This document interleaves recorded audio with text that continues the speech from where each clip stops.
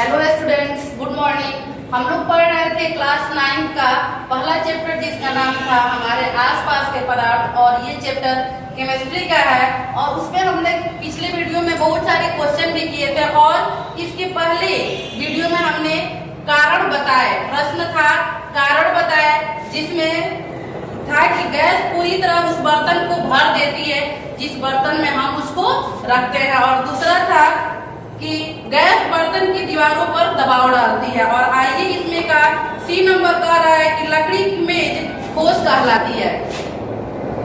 लकड़ी की मेज, लकड़ी की मेज, मेज माने होता है टेबल, लकड़ी का मेज ठोस कहलाती है, ठोस कहलाती है।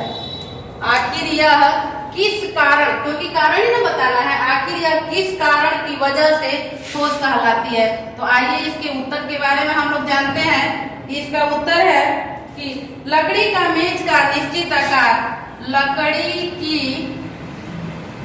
मेज का, कुछ में कर देते हैं टेबल, लकड़ी की मेज का निश्चित, लकड़ी की मेज का निश्चित आकार, निश्चित आकार, लकड़ी की मेज की निश्चित आकार, स्पष्ट सीमाएं तथा स्पष्ट, स्पष्ट सीमाएं, स्पष्ट सीमाएं तथा, स्पष्ट सीमाएं तथा आयतन स्पष्ट होता है, आयतन स्पष्ट होता है, आयतन स्पष्ट होता है, आयतन स्पष्ट होता है, और इसको संपीड़ित भी नहीं किया जा सकता है, और इसको संपीड़ित, और इसको संपीड़ित भी नहीं किया जा सकता है, संपीड़ित भी नहीं किया जा सकता है, इसको संपीड़ित भी नहीं किया जा सकता है। अतः यह ठोस है, अतः यह ठोस है। सबसे पहले तो हम थोड़े से पहले जाते हैं, क्योंकि कह रहा है कि लकड़ी की मेज ठोस कहलाती है, और ठोस पदार्थों के गुण क्या होते हैं, उसका आकार निश्चित होता है और आयतन निश्चित होता है, और हम उसको संपीड़ित नहीं कर सकते हैं। तो वही लिखा गया है कि लकड़ी की मेज यानी टेबल निश्चित आकार, स्पष्ट सीमाएं तथा आयतन स्पष्ट होता है, और इसको संपीड़ित भी नहीं किया जा सकता है। अतः यह क्या है, ठोस है। डी है इसका, हवा में हम आसानी से, हवा में हम आसानी से, हवा में हम आसानी से अपने हाथ, हवा में हम आसानी से अपने हाथ चला सकते हैं, अपना हाथ चला सकते हैं, हवा में आसानी से हम अपना हाथ चला सकते हैं। लेकिन एक ठोस लकड़ी के, लेकिन एक ठोस लकड़ी के, एक ठोस लकड़ी के, एक ठोस लकड़ी के टुकड़े में, एक ठोस लकड़ी के, लकड़ी के टुकड़े में हाथ चलाने के लिए, हाथ चलाने के लिए, हाथ चलाने के लिए हमें कराटे में, हमें कराटे, कराटे में निपुण होना होगा, हमें कराटे में, हमें कराटे में पूर्ण होना पड़ेगा, पूर्ण होना पड़ेगा। आसानी से हम अपने हाथ को, यहाँ पे समझिए कि पूरी तरह वायु फैला हुआ है, तो यहाँ पे हम अपने हाथ को इधर और इधर भी कर सकते हैं। तो वही कह रहा है कि हवा में हम आसानी से अपने हाथ को चला सकते हैं, लेकिन एक ठोस लकड़ी के टुकड़े में हाथ चलाने के लिए हमें कराटे में पूर्ण होना पड़ेगा। आइए इसको कैसे समझेंगे हम लोग। वायु में हम हाथों को आसानी से हिला सकते हैं। वायु में हम हाथों को आसानी से, वायु में हम हाथों को आसानी से हिला सकते हैं। वायु में हम अपने हाथों को आसानी से हिला सकते हैं, क्योंकि वायु के अणु, क्योंकि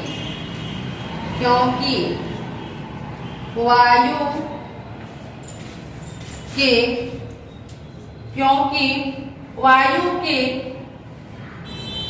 अणु एक दूसरे से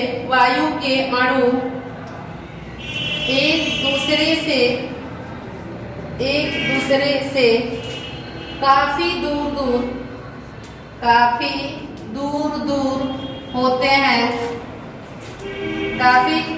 दूर होते हैं।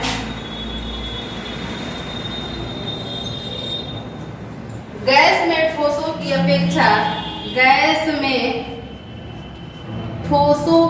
अपेक्षा ठोसों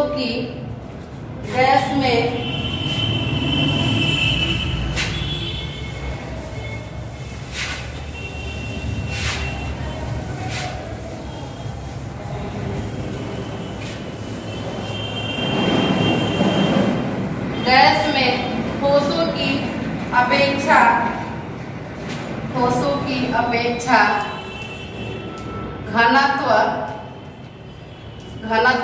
न्यूनतम होता है। न्यूनतम माने होता है कम, न्यूनतम होता है।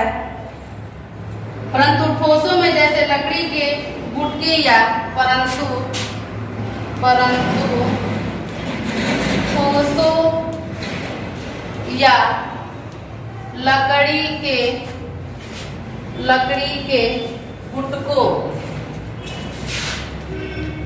लकड़ी के गुटकों या ईंट के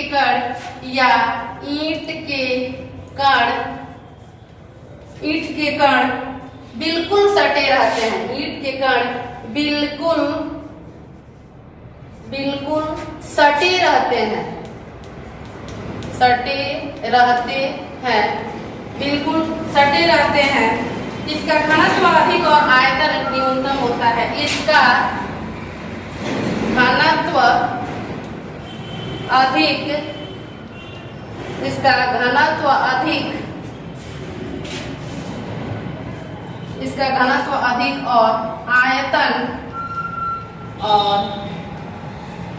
इसका घनत्व अधिक और आयतन न्यूनतम होता है।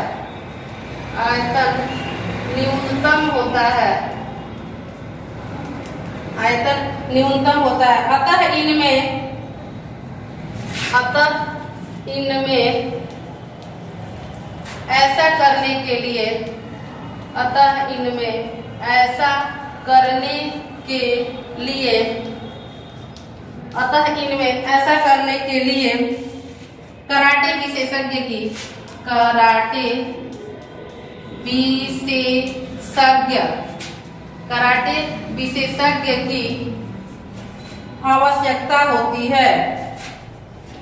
विशेषज्ञ की आवश्यकता होती है।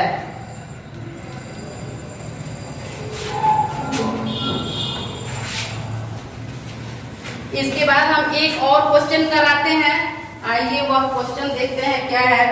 क्वेश्चन है कि सामान्यतः ठोस पदार्थों की अपेक्षा, क्वेश्चन नंबर है 8, सामान्यतः ठोस पदार्थों की अपेक्षा सामान्यतः ठोस पदार्थों की अपेक्षा द्रवों का घनत्व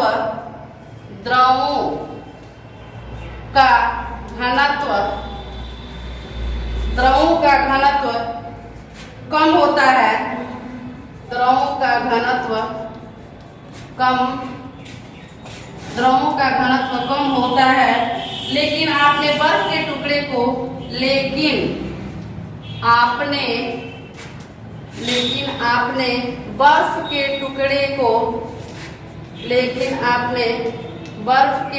टुकड़े को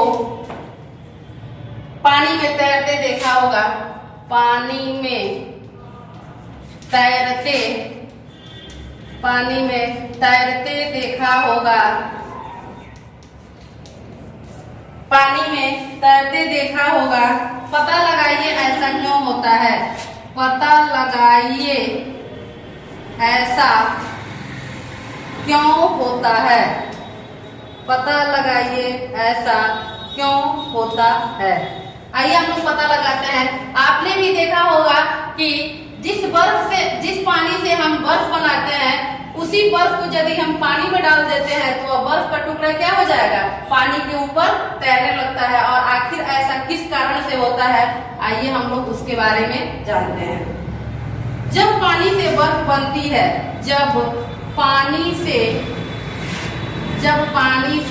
बर्फ बनती है, जब पानी से बर्फ बनती है तो उसका आयतन बढ़ जाता है। तो उसका आयतन बढ़ जाता है। जब पानी से बर्फ बनता है तो उसका आयतन क्या हो जाता है, बढ़ जाता है। जिसके फलस्वरूप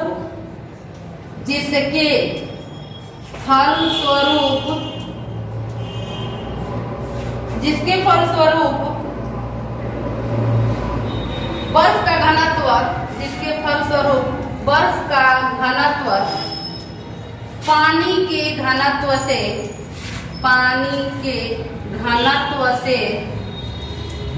कम हो जाता है। पानी के घनत्व से कम हो जाता है। पानी के घनत्व से कम हो जाता है। बर्फ का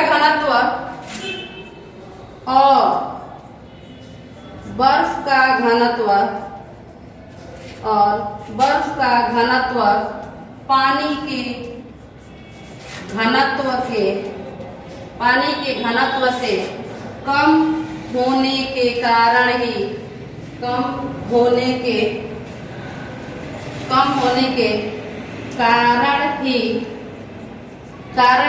बर्फ का टुकड़ा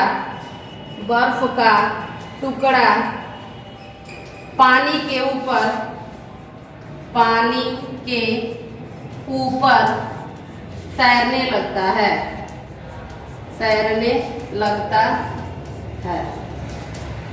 देखिए कितना बहुत अच्छा ही क्वेश्चन है कि ठोस पदार्थ की अपेक्षा द्रवों का घनत्व कम होता है, लेकिन आपने बर्फ के टुकड़े को पानी में तैरते देखा होगा। पता लगाइए ऐसा। आप लोग घर पर भी इसको कर सकते हैं। जब पानी से बर्फ बनती है, पानी को हम जमाएंगे उसके बाद ही ना बर्फ बनेगा। जब पानी से बर्फ बनती है तो उसका आयतन क्या हो जाता है, बढ़ जाता है। जिसके फलस्वरूप बर्फ का घनत्व पानी के घनत्व, जब आयतन उसका बढ़ जाएगा तो घनत्व क्या हो जाएगा, कम हो जाएगा। जिसके फलस्वरूप बर्फ का घनत्व पानी के घनत्व से कम हो जाता है। और बर्फ का घनत्व पानी के घनत्व से कम होने के कारण ही बर्फ का टुकड़ा पानी के ऊपर तैरने लगता है। तो आज ये प्रश्न आप लोग अपने कॉपी में लिख लीजिएगा। इसके बाद वाले जो भी प्रश्न है ना, हम इसके आगे वाले वीडियो में बताएंगे।